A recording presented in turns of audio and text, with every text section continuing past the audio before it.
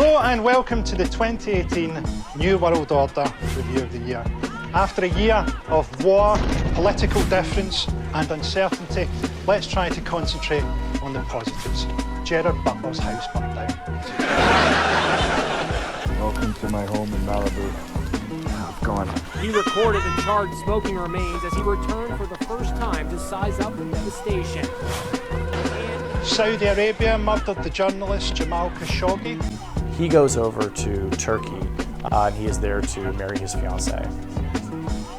He needs to obtain paperwork from the Saudi government in order to complete that marriage.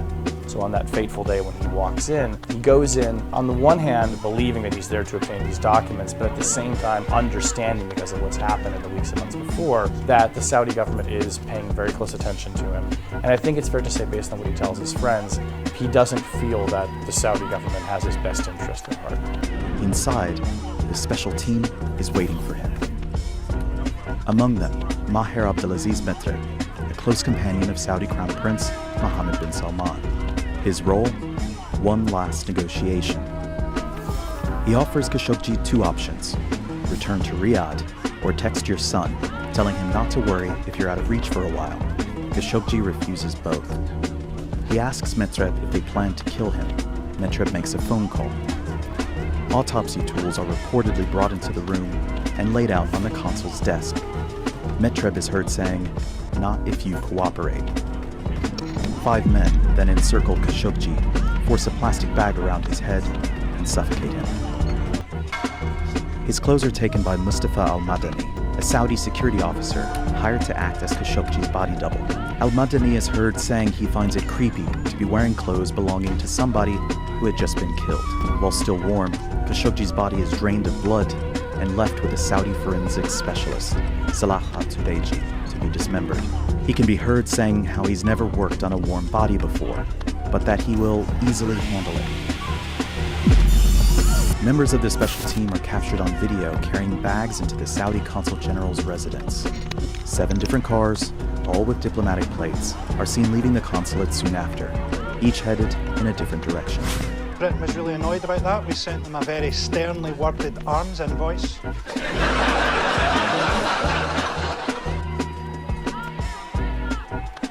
To be fair to Saudi Arabia, they are modernising. Next year they're going to start doing all their beheadings by chainsaw. We had a royal wedding this year. Apparently Meghan Markle appeared in an episode of CSI. I think as research for her own eventual murder. He was such a good swimmer. Why did Grant Jordan fire him? I don't know, I guess it just seemed like nothing I ever did was good enough. But he was such a good swimmer. He was such a good swimmer. It just seemed like nothing I ever did was good enough. If you watch Elton John during the ceremony, he's mentally rewriting Crocodile Rock to be about a helicopter crash. Jeremy Corbyn had to fend off accusations that he'd laid a wreath on the graves of some Palestinian terrorists. And he quite rightly said, look, just because I was in a place where some terrorists were buried doesn't mean that I support terrorism. I think that's fair enough. I've been to Highgate Cemetery, where Karl Marx is buried.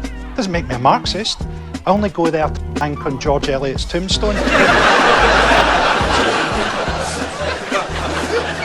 In a year of increasing political polarisation, it was difficult to remember sometimes that the Lib Dems still actually exist. Lib Dem is niche, isn't it? It's almost like a perversion. The difference between a Lib Dem meeting and a wife-swapping party is that a wife-swapping party generally involves at least 4 people. I think the man of the year was Dominic Raab. My name's Dominic Raab, and I'm a Tory.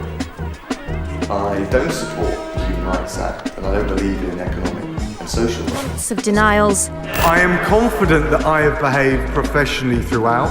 I behave professionally throughout. Professionally at all times. It's all over for Dominic Raab. A guy who resigned because he couldn't agree to a deal that he himself had negotiated. Dominic Raab could be outmanoeuvred by a statue of Stephen Hawking.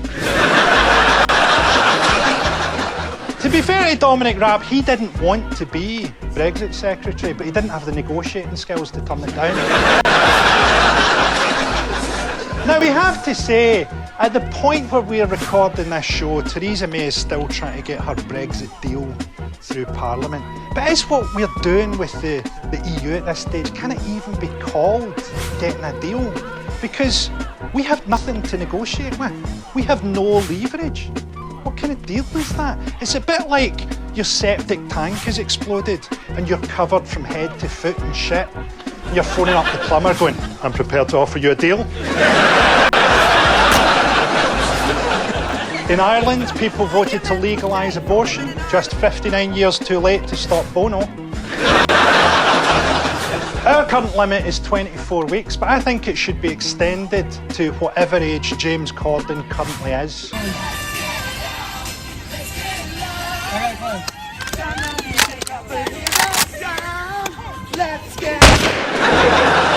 Next year, I want to see James Corden self-abort by having Aunt McPartland on Carpool Karaoke. Let's hear Ready to Rumble on the fucking Autobahn. OK, let's get on with the show. Joining me to discuss the big events of the year are Miles Jupp, Angela Barnes, data journalist Mona Chalabi and Jamali Maddox. Thanks for joining us. You've had a good year? It's been marvellous, yeah. I mean, topped off, obviously, by your festive cheer, Frankie. What was your favourite moment of the year, Miles? I'm slightly obsessed with Elon Musk. He's had to stop being the CEO of his own company because he was smoking cannabis, which upset the board, not unreasonably. He fired a car into space just so that he could have a photo taken of it, which is sort of galactic fly tipping.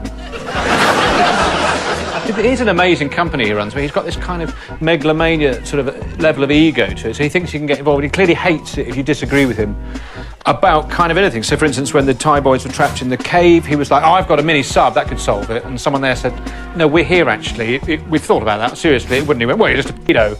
Which is not the same as saying, well, can we have a second opinion or whatever? He's just... I think maybe his ultimate legacy is to make Richard Branson seem less of a cunt. What about you, Angela? My favourite news story of this year is that clowns are on the decline. And apparently there are only 100 registered clowns left in this country. Clowns aren't fashionable anymore. Now, if you're going to be caked in makeup and hanging out with people much younger than you, you'd better be Johnny Depp. That's... I think now if that's gone, there's only really 2 or 3 great defile jobs left. I mean, down to pretty much Scoutmaster and PE teacher, aren't it? Or BBC presenter. Well, yeah.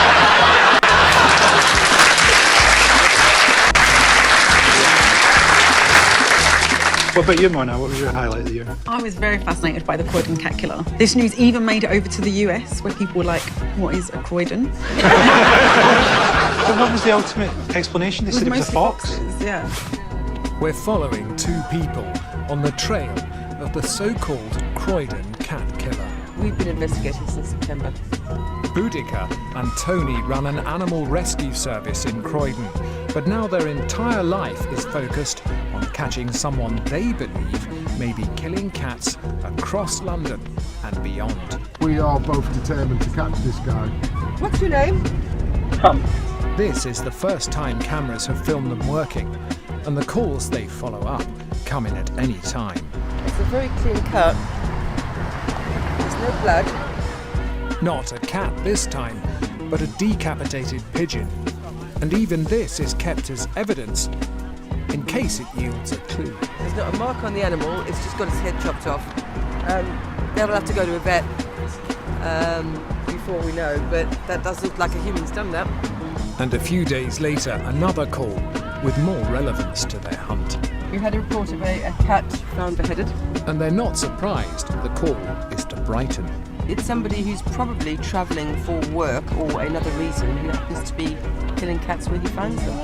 Yes, Stephen Bouquet has been sentenced for 5 years and 3 months for killing cats around Brighton. The 54-year-old security guard stabbed 16 cats between end of 2018 and June 2019, and of those 16 cats, 9 unfortunately did die and 7 were left injured.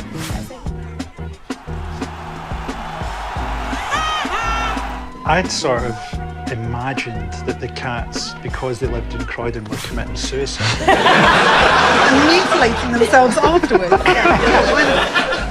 What about you, Jamali?